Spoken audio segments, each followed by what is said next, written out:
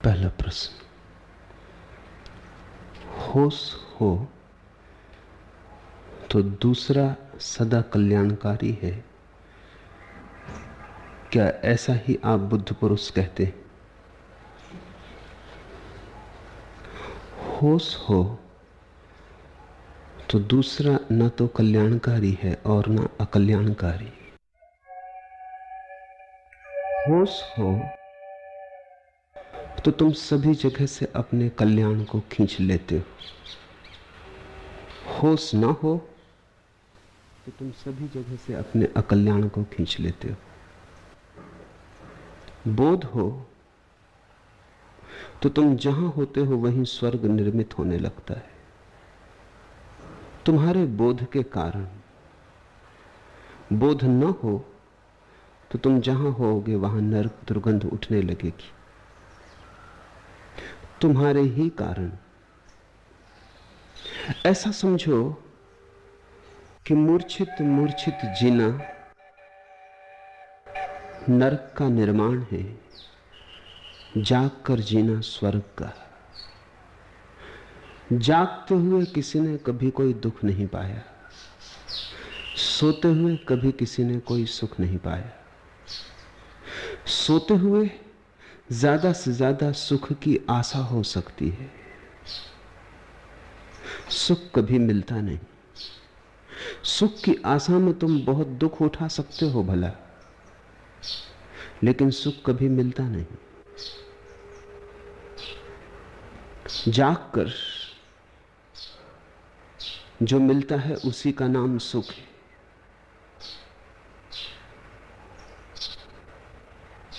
दूसरे से कोई संबंध ही नहीं है। अगर तुम ठीक से समझो तो दूसरा है ही नहीं, तुम ही हो। दूसरे के संबंध में जो तुम्हारी धारणा है वो भी तुम्हारी धारणा है। दूसरे को मित्र मान लेते हो, मित्र हो जाता है। शत्रु मान लेते हो, शत्रु हो जाता है। तुम्हारी मान्यता ही। और अपनी मान्यताओं को गिरा देना, अपनी मान्यताओं से मुक्त हो जाना, संसार से मुक्त हो जाना है। संसार बाहर नहीं है तुम्हारे देखने के ढंग में।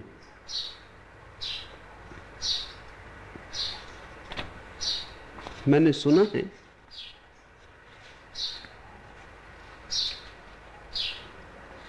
एक दिन बैठा समुद्र तीर पर, सुन रहा था बुलबुले की मैं कथा। एक कागज की दिखी किस्ती तभी, थी खड़ी जिसमें पहाड़ों की व्यथा। बोझ इतना धर मुझे अचरज हुआ, चल रही है किस तरह यह धार में। हंस कहा उसने, चलाती चाह है, आदमी चलता नहीं संसार में। चाहे खींचे लिए जाती है। तुम दुख में हो, तुम दुख में ही जीते हो। चाहे कहती है कल सुबह सूरज उगेगा, थोड़ी रात और है गुजार दो। फिर कल यही दोहरता है, फिर तुम अंधेरे में जीते हो। चाहे कहती है कल सूरज उगेगा, थोड़ी देर है अंधेरे में, सूरज की आशा में गुजार दो। चाहे सपने देती है और जीवन के सत्य को तुम झुटलाए चले जाते हो। तुम्हारे स्वर्ग की आकांक्षा तुम्हारे मौजूदा नरक को भुलाने का उपाय है, और तुम्हारी आने वाली सुबह कभी ना आएगी, क्योंकि तुम्हारे आने वाली सुबह से सत्य का कोई संबंध नहीं। तुम्हारे आने वाली सुबह में और घनी रातों का आना निश्चित है, क्योंकि चाह से भरा मन और नए नरक बना लेगा। करना क्या है? जागकर जो मौजूद है उसे देखना है। काश तुम मौजूद हो जाओ तो दुख अपने आप विसर्जित हो जाता है। जो भी जागा उसने दुख नहीं पाया। जो भी जागा उसने समझा कि दुख मेरी ही आकांक्षाओं की छाया थी। ऐसा समझो कि तुम धूप में खड़े हो और तुम्हारी छाया बनती। अब तुम इस छाया से भागते फिरो, बच न पाओगे। धूप में खड़े हो, छाया बनती ही रहेगी। तुम किसी साये में विश्राम करो, छाया खो जाएगी। तुम किसी वृक्ष के तले बैठ जाओ, छाया खो जाएगी। धूप में तो भाग के भी भाग ना सकते थे, छाया पीछा करेगी। लेकिन साये में बैठ के भी छाया से मुक्ति हो जाती। मूर्छा में भाग भाग के तुम दुख से बच ना पाओगे, जाग के बैठ भी जाओ तो दुख से छुटकारा हो जाता। बुद्ध बैठे हैं बोधि वृक्ष के तले, दुख से भागने का सवाल ही न रहा, दुख है ही नहीं। उस छाया में दुख का साया खो गया है। तुम भागे जा रहे हो, धूप ताप से भरे, पसीने से लथपथ, खून को पसीना करते हो पूरे जीवन। हाथ में लगता क्या है, हाथ में आता क्या है? आखिर में हाथ खाली के खाली रह जाते। तुम्हारे ही नहीं, सिकंदरों के भी खाली के खाली रह जाते। आखिर में जिंदगी भर की दौड़ धूप के बाद मौत हाथ लगती। रोज तुम ये होते भी देखते हो, हर घड़ी कोई ना कोई मर रहा है, हर घड़ी कोई ना कोई फूल मुरझा रहा है, हर घड़ी कोई ना कोई वृक्ष सूखा जा रहा है। चारों तरफ मौत ने तुम्हें घेरा है।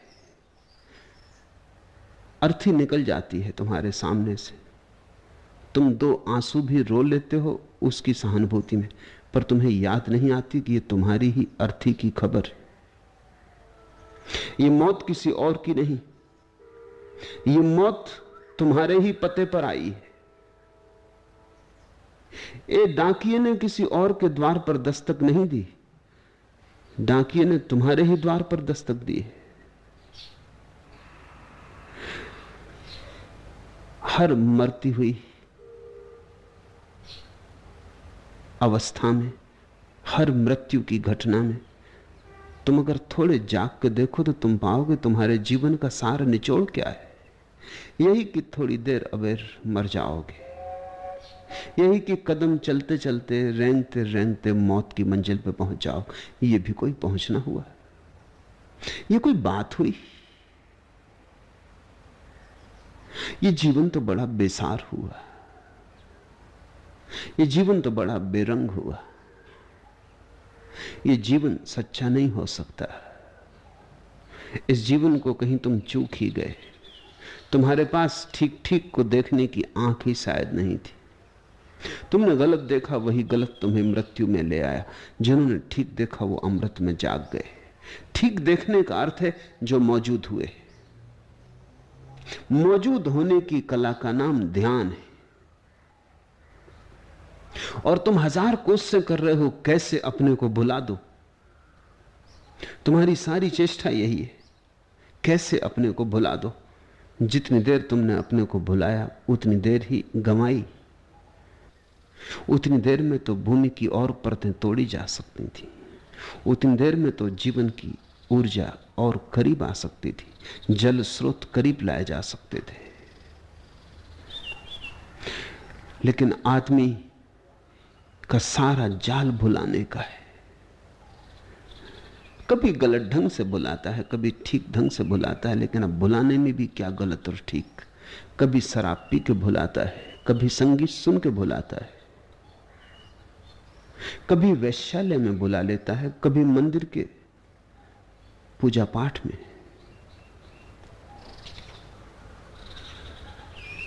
ये जो भूलने की निरंतर प्रक्रिया चल रही है, इसे तोड़ना होगा। ये श्रृंखला तुम्हारी कब्र को तो बनाएगी, तुम्हें मिटा जाएगी। भूलना नहीं है, जागना है। और बड़े आश्चर्य की बात है कि अगर तुम्हें यह ख्याल आ जाए तो दुख से ज्यादा जगाने वाली और क्या सुविधा चाहते हो। दुख जगा सकता है। जिन्होंने दुख को जागने की कुंजी बना ली, उन्होंने दुख को तप कहा। दुख का दंश ही चला गया। दुख की भी सीढ़ी बना ली, दुख पर भी चढ़ गए, दुख पर भी यात्रा कर ली, दुख की भी सवारी हो गई। अभी दुख तुम पर सवार है, तुम भूल ही गए हो कि दुख तुम्हारे छाती पर बैठा है, तुम्हारे कंधों पर बैठा है, तुम्हारे सिर पर बैठा है, तुम उसके बोझ के नीचे दबे जा रहे हो। बुद्ध पुरुषों ने दुख को भी सवारी बना ली, वो उस पर सवार हो गए। क्या मतलब है मेरा मतलब है कि उन्होंने दुख को जागने के राह पर काम में ले लिया। और ध्यान रखना, जब तुम जिसे सुख कहते हो होता है तो जागना मुश्किल होता है, क्योंकि सुख में तो आदमी सुख की शराब में डूब जाता है। सुख में तो मजे से भूल जाता है, सब अपने को भी भूल जाता है। लेकिन दुख में, दुख का कांटा गड़ता है। पैर में कांटा गड़ता हो कैसे भूलोगे? सिर में दर्द हो कैसे भूलोगे? पीड़ा हो तो भूलोगे कैसे? पीड़ा हो तो भूलने के लिए बड़े उपाय करने पड़ते हैं, तब भूल पाओगे। सुख में बिना उपाय के भूल जाते हो। शायद सुख की आकांक्षा तुम इसलिए करते हो कि बिना उपाय के भूलने की सुविधा मिल जाती। जब तुम सुख नहीं खोज पाते तब तुम विस्मरण के दूसरे उपाय खोजते हो। लेकिन क्या जिंदगी का सार निचोड़ यही है कि तुम अपने को भुला दो? तो ये तो हुए न हुए बराबर हुआ। जागना, भुलाने की चेष्टा बंद करना। जब दुख आए उसे देखना, जब दुख आए तो बैठ के उसका निरीक्षण करना। जब पैर में कांटा चुभे और पीड़ा तुम्हारे प्राणों में लहराने लगे तो भागना मत, उसका सत्संग करना। कहना पीड़ा आ गई, रुक, हम तुझे भर आंख देख लें। उसके चारों तरफ परिक्रमा करना, जैसे मंदिर में परिक्रमा करते हो। उसे हाथ में लेकर देखना जैसे हीरे जवाहरात को देखते हो। दुख के पारखी बनो, उसका विश्लेषण करो। कैसे आया, कहां से आया, क्यों आया? और तुम दुख का विश्लेषण करते करते ही पाओगे, दुख को देखते देखते ही पाओगे, एक दूरी आ गई तुम में और दुख में। दूर कहीं दूर पड़ा रह गया, बड़े फासले पर अलंग खाई है तुम्हारे और दुख के बीच में। चाहत के सेतु से जुड़े थे, जब गौर से देखते हो चाहत का सेतु गिर जाता है। क्योंकि जब तुम परिपूर्ण रूप से मौजूद हो के देखते हो, तुम्हारे भीतर कोई चाह नहीं उठती। क्योंकि जो ऊर्जा जागरण बनती है वही ऊर्जा चाह बनती। या तो चाह बना लो या जाग बना लो, दोनों एक साथ नहीं होते। चाह से भरे आदमी में जागरण नहीं होता, जागरण से भरे क्षण में चाह नहीं होती। ये दोनों एक साथ होते ही नहीं। ये जीवन का अंतर्निहित विज्ञान है। तो जब भी तुम जागोगे तुम अचानक पाओगे तुम चाह से मुक्त हो गए। एक क्षण को तुम भी बुद्ध हुए, एक क्षण को तुमने भी जिनत्व छुआ, एक क्षण को तुम भी उड़े आकाश में, एक क्षण को धरा तुमसे भी छूटी, एक क्षण को गुरुत्वाकर्षण का प्रभाव ना रहा, एक क्षण को तुम पर भी प्रसाद की वर्षा हुई। एक क्षण को भी हो जाए तो कुंजी तो हाथ लग गई, फिर तुम्हारे हाथ में। फिर जितने पर तौलने हो तौलना, फिर जितने दूर की ऊंचाई भरनी हो, उड़ान भरनी हो भरना। एक बार तुम्हें ख्याल में आ जाए, अभी तो जैसी दशा है, साहित्य कला पूजा नमाज जंतर मंतर जप जोग भोग थे सिर्फ बहाने वे जिससे आए हमको अपना न ध्यान। साहित्य भी, कला भी, पूजा भी, नमाज भी, जंतर मंतर जप जोग भोग थे सिर्फ बहाने वे जिससे आए हमको अपना न ध्यान। किसी तरह अपने को भूले रखें, किसी तरह ये याद ना आए कि मैं हूं, किसी तरह व्यस्त रहें, कहीं उलझे रहें। खाली होने में डर लगता है। खाली होने की बजाय तुम जिंदगी को कांटों से भरा ही ज्यादा पसंद करोगे, कम से कम भरावट तो रहती। खाली होने के बजाय तुम दुखी होना ही ज्यादा पसंद कर रहे हो, कम से कम कुछ तो होता है हाथ में, दुखी सही। खाली होने की बजाय तुम आंसू चुन लोगे, कम से कम आंखें भरी तो हैं, डबडबाई तो हैं, खाली तो नहीं। खाली से आदमी बहुत डरता है, और खाली हो जाना परमात्मा का घर है। इसलिए बुद्ध ने शून्य को ध्यान कहा। चाहो ध्यान को शून्यता कहो, चाहे शून्यता को ध्यान कहो, वो एक ही सिक्के के दो पहलू हैं। जागो तो तुम बहुत सी बातें पाओगे। एक कि किसी ने तुम्हें दुख कभी दिया नहीं, अचानक एक मुक्ति का अनुभव होगा, किसी ने तुम्हें कभी कोई दुख नहीं दिया, और किसी ने कभी तुम्हें कोई सुख नहीं दिया, तुम मुक्त हो गए। ये अपना ही जाल था, ये अपना ही खेल था।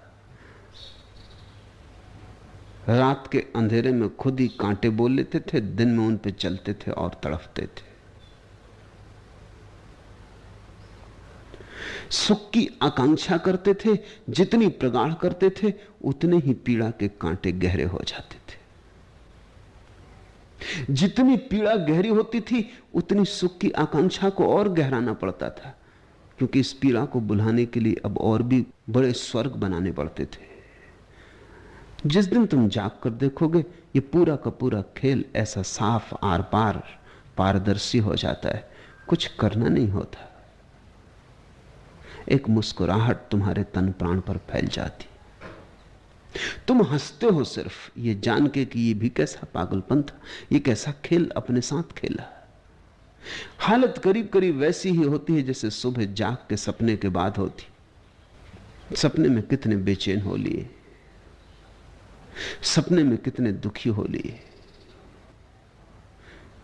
सपने में पाया कि पहाड़ छाती पे गिर गया है, आंख खुलती तो पता चला अपना ही हाथ।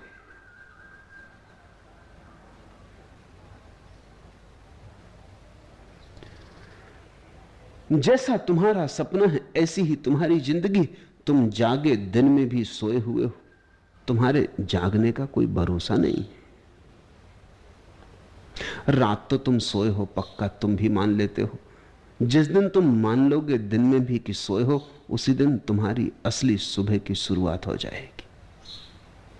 आंख खोलकर भी तुम सपने ही देख रहे हो, क्योंकि तुम्हारी आंखों में आकांक्षाएं भरी हैं।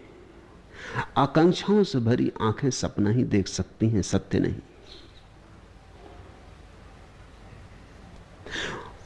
आंखें खुली हैं, लेकिन तुम वो नहीं देख रहे हो जो है, तुम वही देख रहे हो जो होना चाहिए।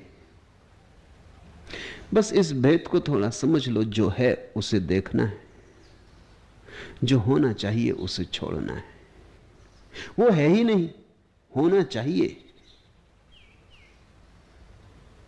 उस ना कुछ को छोड़ने में तुम कितनी अड़चन खड़ी कर रहे हो जो है ही नहीं। मैंने सुना है एक गांव में अदालत में एक मुकदमा आया था। दो मित्र थे, बड़े पुराने मित्र थे, सिर फुटबल हो गई।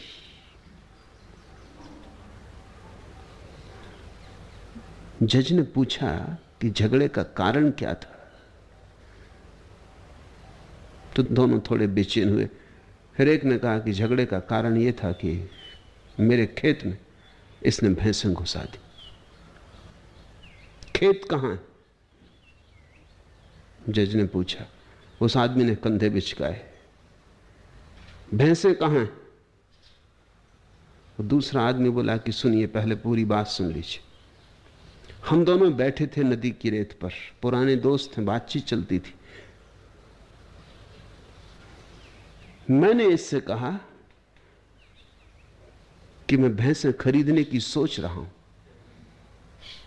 ये बोला कि मत खरीदो, ना खरीदो तो अच्छा, क्योंकि मैंने ईख का खेत लगाने की सोची। और तुम भैंसा खरीद लोगे, नाहक किसी दिन झंझट हो जाएगी, घुस गई खेत में, क्या करोगे? मैं बर्दाश्त न कर सकूंगा। उस दूसरे आदमी ने कहा तो लगा लिया तुमने खेत, क्योंकि भैंसा तो मुझे खरीदनी, मत लगाओ खेत। अब भैंसों का क्या भरोसा भाई, भैंसे भैंसे हैं, किसी दिन घुस भी जाएंगी। तब मैं कोई दिन रात भैंसों की पूंछ पकड़ के तो घूमता ना रहूंगा। बात बढ़ गई तो उसने कहा तुमने भी खरीद ली भैंसे, खेत तो लगेगा ईख का। ये लग गया खेत, उसने अपने डंडे से रेत पर एक जगह लकीर खींच दी, कहा ये रहा खेत। और दूसरे ने कहा कि फिर मैंने भी अपने डंडे से 2 भैंसें उसमें घुसा दी, लकीरें खींच दी कि ये घुस गई भैंस, फिर सिर फुटवल हो गई। न कोई खेत है, न कोई भैंस है। तुमने कभी गौर किया है ऐसी कितनी सिर फुटवल तुम्हारे भीतर नहीं चलती है? हंसना मत, कहानी तुम्हारी है। और किसी न किसी दिन अदालत की पकड़ में तुम आओगे। उस अदालत को लोग परमात्मा कहते।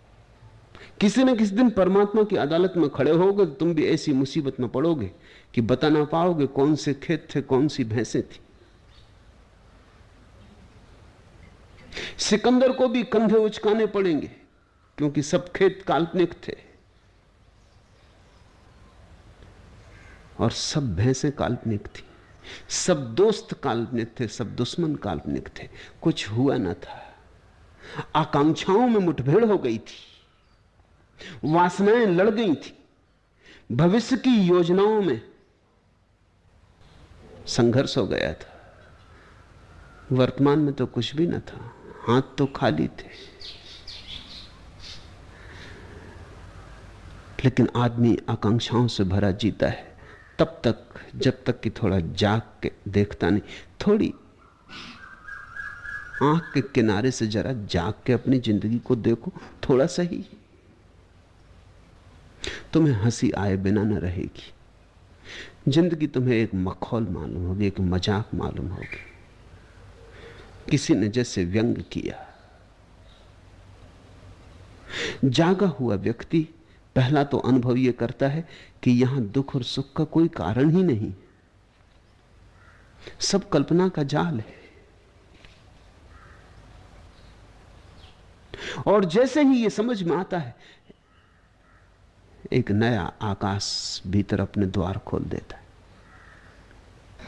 तो मैं ही हूं, न कोई सुख है न कोई दुख है। इस मैं की प्रतीति, इस स्वयं के बोध में ही आनंद है, शांति है। आनंद ना तो सुख है न दुख। आनंद तुम्हारे सुख का जोड़ नहीं है। तुम आनंद को गलत मत समझ लेना। तुम्हारे सुखों का संग्रह नहीं है आनंद, तुम्हारे सुखों की राशियां नहीं है आनंद। तुम्हारे सुख से आनंद का कोई संबंध नहीं। सुख और दुख तो एक ही साथ बंधे हैं। हर सुख के पीछे दुख बंधा है, हर दुख के पीछे सुख बंधा है। आनंद निर्द्वंद है, द्वैत नहीं है। वहां न कोई सुख है न कोई दुख है। ऐसी शांति है जैसे तूफान के बाद अनुभव होती। ऐसी शून्यता है जैसी मृत्यु में अनुभव होती। और उस जागरण में तुम्हें ना तो यह पता चलेगा कि दूसरों ने तुम्हारा कल्याण किया, ना यह पता चलेगा कि अकल्याण किया। दूसरों ने कुछ किया ही नहीं। खेत थे ही नहीं जिसमें वो भैंसे छोड़ देते। दूसरों ने कुछ किया ही नहीं। अब और अगर तुम इस जागरण में गहरे जाओगे तो पाओगे कि दूसरा भी नहीं है, वो भी तुम्हारी कल्पना का ही हिस्सा था, वो भी तुमने माना था। हम अलग थलग नहीं, भिन्न भिन्न नहीं, हम एक ही महाविस्तीर्ण चेतना के भाग हैं।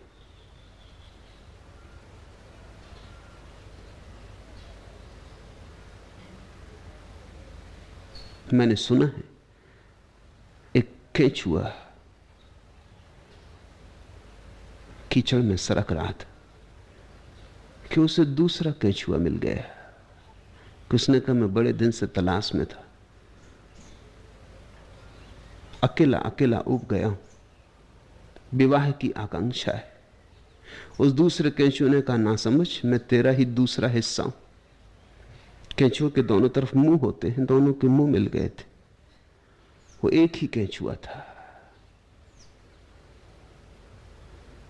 दो नहीं। जब भी तुमने किसी से विवाह करना चाहा, अपने से ही करना चाहा है। जब भी तुमने किसी से दोस्ती बनानी चाहिए, अपनी से ही बनानी चाहिए। और जब तुमने किसी से शत्रुता पाल ली, वो अपने से ही पाल ली।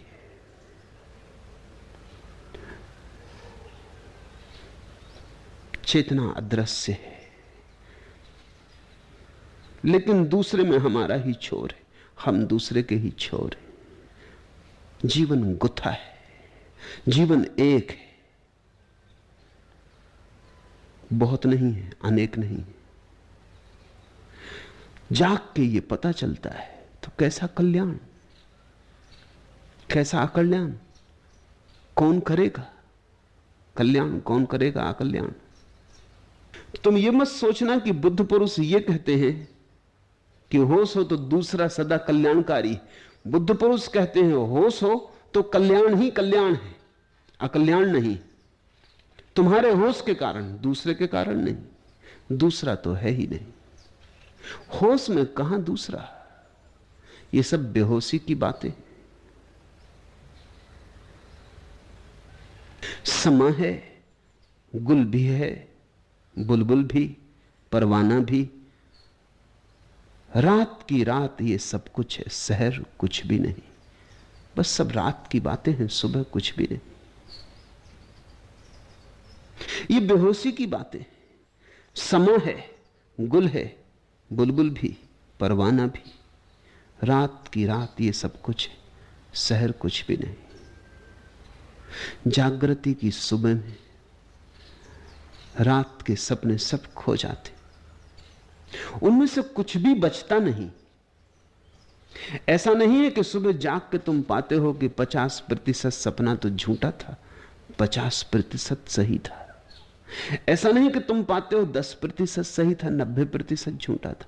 ऐसा भी नहीं कि तुम पाते हो कम से कम 1% तो सही, 99% झूठा था। सुबह तुम पाते हो कि 100% सपना झूठा था। सपने का अर्थ ही यह है कि जो 100% झूठा है। जाग के ऐसा नहीं लगता कि कुछ भी जो मूर्छा में जाना था उसमें कुछ भी सच था। जाग के लगता है वो सभी खो गया, वो सभी झूठ था। मूर्छा में सत्य जाना ही नहीं जा सकता, 1% भी नहीं। आंख बंद हो, होश पर धुंध छाई हो, अपना ही पता ना हो, दूसरे का पता कहां। भीतर जो मौजूद है उससे ही मिलन ना हो रहा हो तो बाहर जो मौजूद है उससे मिलन कैसा। निकटतम जो है उस पे भी हाथ नहीं पड़ता है, तो जो दूर फैला है, जो दूर अनंत तक विस्तीर्ण है, उसको कहां हम पकड़ पाएंगे। कम से कम अपने को तो मुट्ठी में ले लो, और जिस दिन तुमने अपने को मुट्ठी में लिया, पूरा परमात्मा मुट्ठी में आ जाता है। क्योंकि तुम परमात्मा हो, तुम उसके ही फैलाव हो। एक लहर भी पकड़ में आ गई तो सागर हाथ में आ गया।